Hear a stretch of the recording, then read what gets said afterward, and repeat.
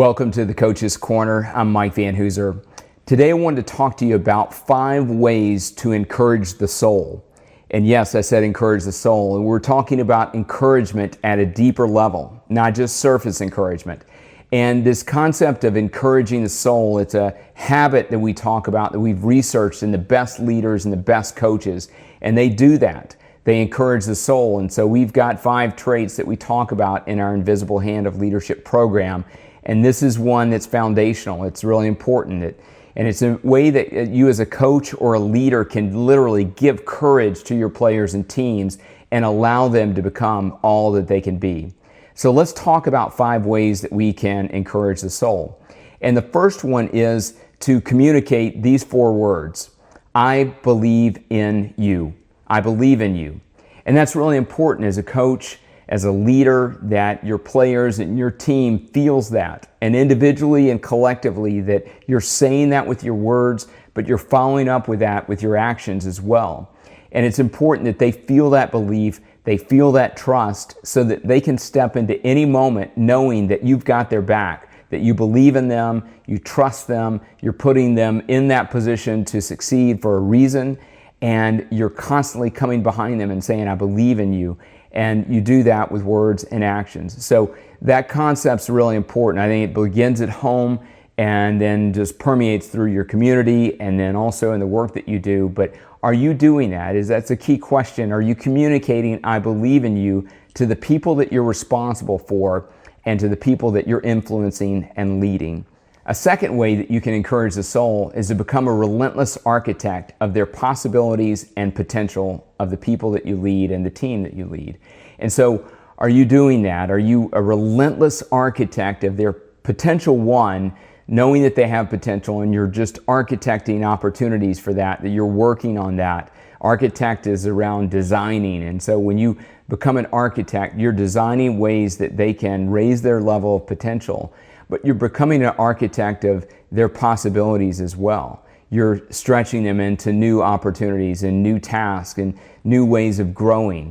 And so it's really important, all of those words, a relentless architect of the possibilities and potential of your people.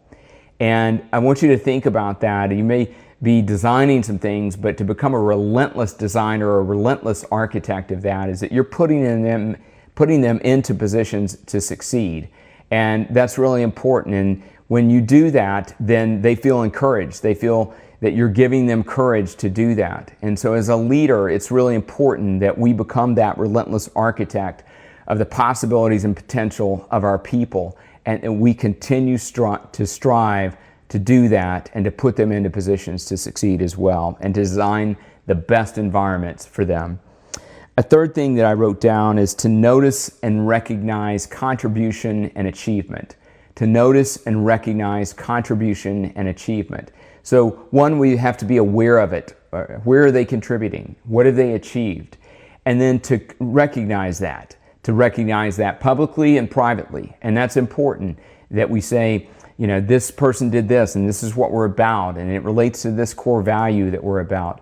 But also privately, that you come behind them and say, you know, I really loved it when you asked the client that question, or you did this work and it was above and beyond what we asked you to do. And so both in how they're contributing and what they're achieving. And both of those words are important because they may achieve some goals, and it's easier sometimes to recognize, you know, those achievements based on a sales goal or based on how many points a player scored in a game.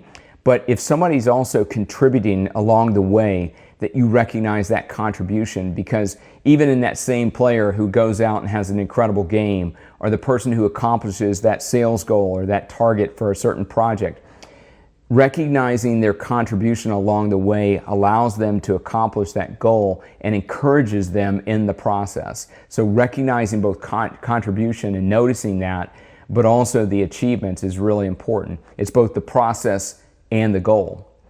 A fourth thing that I wrote down was to be specific and timely with your feedback.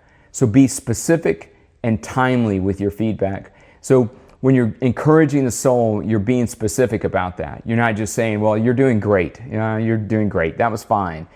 you're being specific about things that they did and being very specific about what they did. You know, when you asked the question of that client, that was really good. Or I loved how you set a pick for this player and then were able to get the ball back and pass to them and set them up for success. So noticing specific things and being specific about the encouragement you give to them, and then in a timely manner. Don't let weeks go by and then you come back and say, well, you know, 3 weeks ago when you did that, that was really good. Because they may have even forgotten what you're talking about and also wonder why you're waiting so long to actually say something about it. So be specific and be timely in your feedback as a leader. And that, again, encourages the soul. That encourages them at a deeper level. And the fifth thing that I've written down is to trust them with assignments. So when you encourage the soul, if you trust them with assignments, that really gives courage to them, that you trust them, that you are giving them something, an area of responsibility or an opportunity to step into to make a difference. And that's really important because it shows not only through your words that you believe in them, that you're encouraging them, but also that you're trusting them. You're giving them something of responsibility. And that's encouraging to a person because it reinforces everything that you've been saying to them and it follows it up with action. So that's really key in developing that relationship with your people and your team. And so those are 5 ways that you can encourage the soul. And maybe you just take one of those this week and you focus on that. Maybe it's giving the feedback that we talked about, or maybe it's trusting somebody with a new assignment, or it's communicating, I believe in you. But in every role that you play, I want you to think about how are you doing that?